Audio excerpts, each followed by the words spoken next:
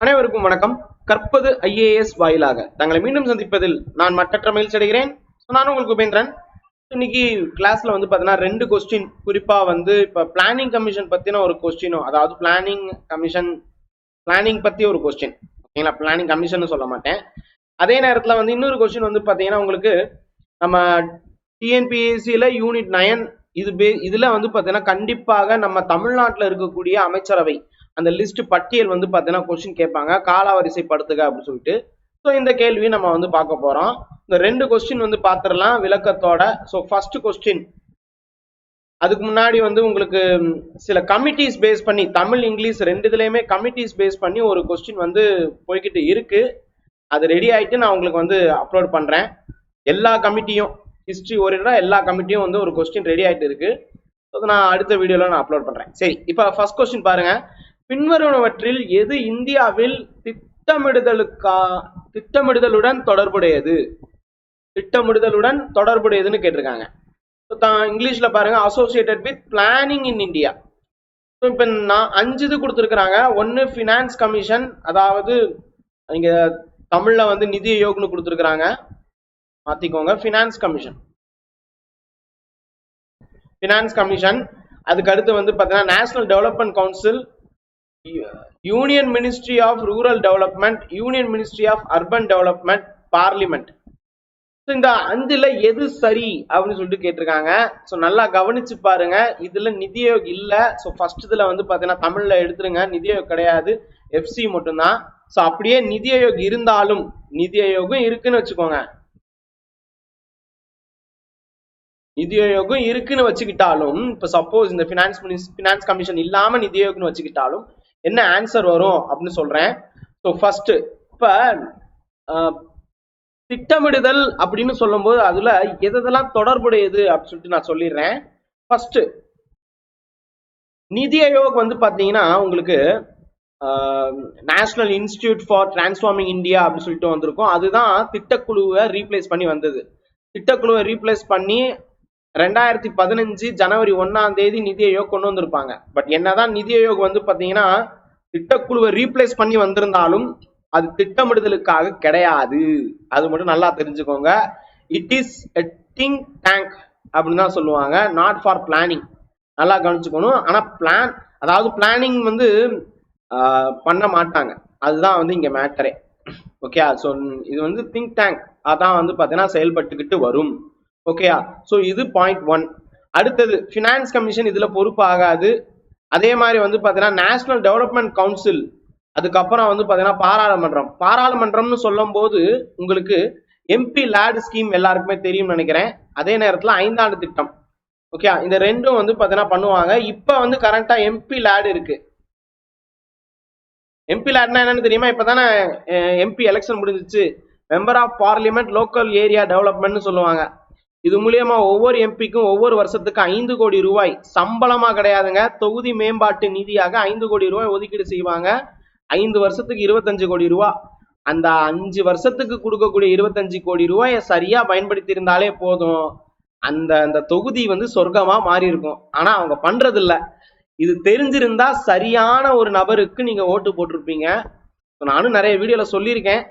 சரி, சோ இப்ப பாராளுமன்றம் திட்டமிடுதலுக்கு இருக்கு. சோ அப்ப 5 அப்படின்னு இருக்கக்கூடிய ஆப்ஷன் வந்து பாத்தீங்கன்னா கண்டிப்பா வரும். ஆப்ஷன் பி வராது. Okay, elimination method. அதே நேரத்துல நேஷனல் டெவலப்மெண்ட் கவுன்சில் கண்டிப்பாக வரும். சோ அப்ப 2 அப்படிங்கிற ஆப்ஷன் கண்டிப்பாக இருக்கும். ஓகேங்களா? சோ இதுலயே வந்து ஆப்ஷன் பி வந்து நம்ம எலிமினேட் பண்ணிட்டோம், வேற ஆப்ஷன் எலிமினேட் பண்ற மாதிரி காணா. சோ இப்ப union ministry of rural development வராது. அதே மாதிரி அர்பன் டெவலப்மெண்ட், அதாவது ஊரக வளர்ச்சி அமைச்சகம் மற்றும் நகர்ப்புற மேம்பாட்டு அமைச்சகம், இந்த ரெண்டுமே வராது. ஸோ இப்போ இதன் அடிப்படையில வந்து பாத்தீங்கன்னா 3, 4 ரெண்டையுமே நம்ம வந்து டெலிட் பண்றோம். ஸோ அப்ப இந்த ஆப்ஷனும் வராது. ஸோ அப்ப 1 வருமா அப்படின்னு கேட்டா, பினான்ஸ் கமிஷன் வந்து பாத்தீங்கன்னா நிதி ஒதுக்கீடு, நல்லா கவனிங்க, திட்டமிடுதல் பண்றது இல்லை அவங்க finance commission. So finance commission வந்து ஒரு கான்ஸ்டிடியூஷன் பாடி. அவங்க வந்து மத்திய அரசுக்கும் மாநில அரசுக்கும் நிதி ஆதாரத்தை பகிர்ந்துக்குவாங்களே தவிர்த்து அவங்க திட்டமிடுதல் எல்லாம் பண்றது இல்ல.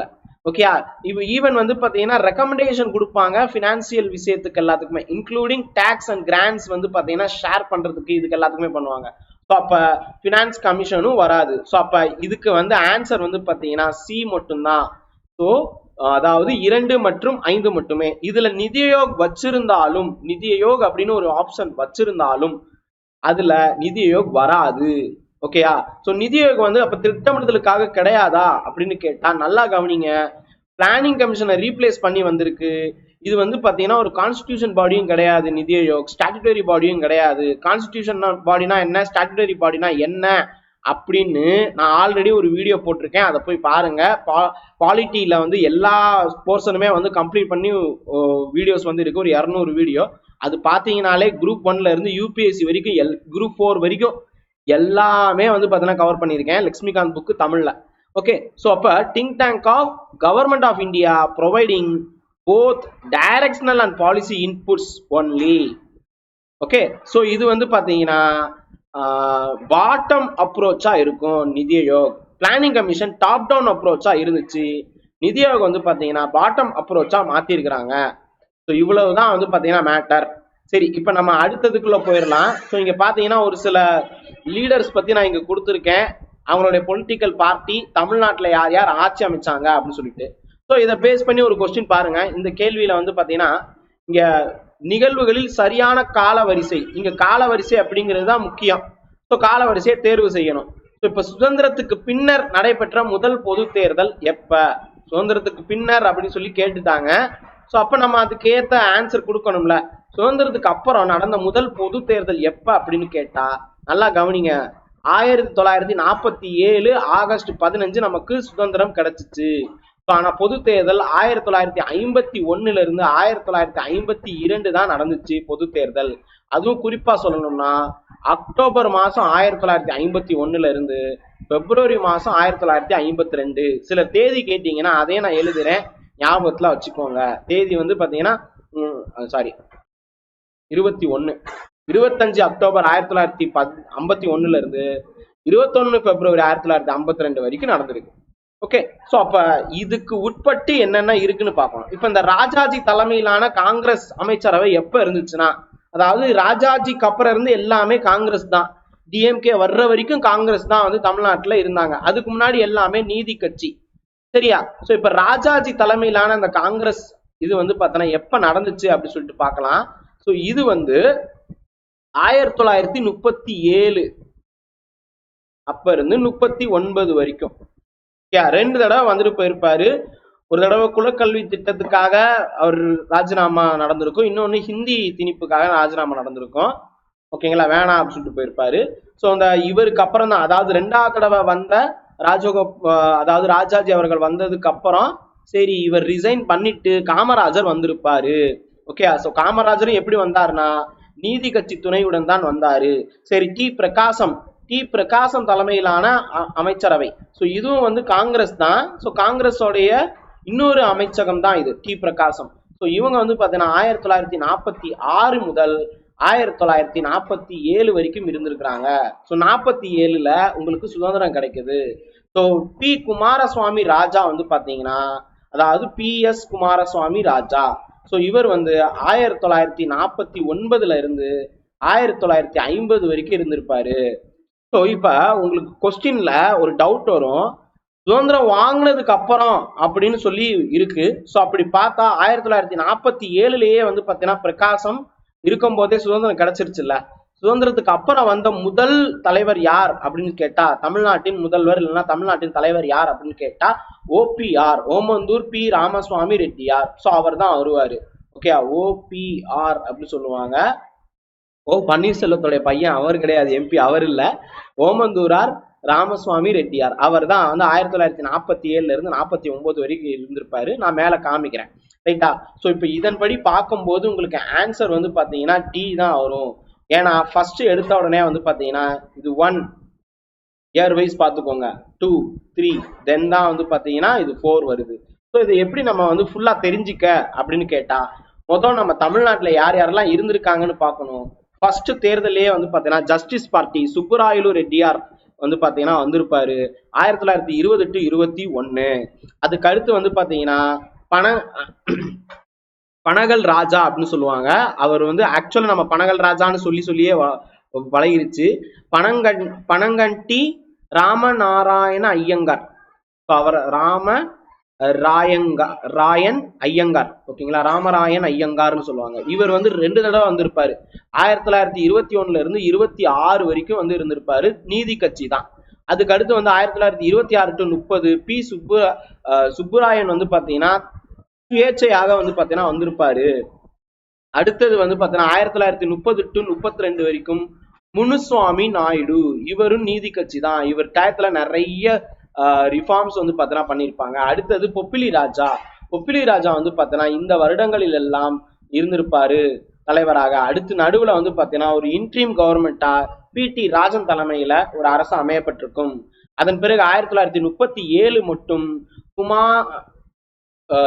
குர்மா வெங்கட்ட ரெட்டி நாயுடு அப்படின்னு ஒருத்தர். ஸோ இது ஆக்சுவலா வந்து கொஞ்சம் இதா இருக்கு. குமாரர் அப்படின்னு தான் வந்திருக்கும், தப்பா கொடுத்துருக்காங்க. குமாரர் வெங்கட்ட ரெட்டி நாயுடு இவர் இருந்திருப்பாரு. 1937 to 39 சி ராஜகோபாலாச்சாரி, இதுதான் நம்ம கொஸ்டினா கேட்டிருந்தாங்க. ஸோ இதனை தொடர்ச்சியாக வந்து பாத்தீங்கன்னா டி பிரகாசம், அதுக்கு அடுத்து வந்து பாத்தீங்கன்னா ஓபிஆர், அதுக்கு அடுத்து வந்து பி.எஸ். குமாரசுவாமி ராஜா, இவங்கெல்லாம் இருந்திருப்பாங்க. இதனை தொடர்ந்து வந்து பாத்தீங்கன்னா உங்களுக்கு காமராஜர், பக்தவச்சலம் உள்ளிட்டவர்கள் வந்து பாத்தீங்கன்னா வந்திருப்பாங்க. அதுக்கு அடுத்து அண்ணாதுரை, தென் வந்து பாத்தீங்கன்னா கலைஞர் கருணாநிதி அவர்கள், அதுக்கு இடைப்பட்டே வந்து பாத்தீங்கன்னா டாக்டர் எம்ஜிஆர், அதன் பிறகு திருப்பியும் வந்து பாத்தீங்கன்னா கலைஞர், அதன் பிறகு வந்து பாத்தீங்கன்னா ஜெயலலிதா அம்மையார், ஓபிஎஸ் அப்படின்னு சொல்லக்கூடிய பன்னீர்செல்வம் அவர்கள், அதுக்கப்புறம் கடைசியாக எடப்பாடி பழனிசாமி. இது வரைக்கும் ஸ்கூல் புக்ல கொடுத்துருப்பாங்க. இப்ப கரண்டா வந்து பாத்தீங்கன்னா திரு ஸ்டாலின் அவர்கள். ஸோ இவ்வளவு முதல்வர்களை நம்ம தமிழகம் கண்டுள்ளது. தமிழக முன்னேற்றத்திற்கு இவர்கள் யாரையும் தன்னிச்சையா நம்ம பார்க்க முடியாது, எல்லோரும் சேர்ந்துதான் தமிழ்நாடு வந்து பாத்தீங்கன்னா இந்தியாவிலேயே ஒரு சிறந்த மாநிலமா இருக்கு. ஸோ இப்ப 2 கொஸ்டின் நீங்க பார்த்திருப்பீங்க. இவ்வளவு தகவல்கள். இந்த வீடியோ உங்களுக்கு பிடிச்சிருந்துச்சுன்னா மற்றவங்களோட ஷேர் பண்ணிக்கோங்க. இந்த கொஸ்டின்ஸ் வர்றதுக்கு வாய்ப்புகள் இருக்கு. ஸோ சேவ் பண்ணி வச்சுக்கோங்க. தேங்க்யூ.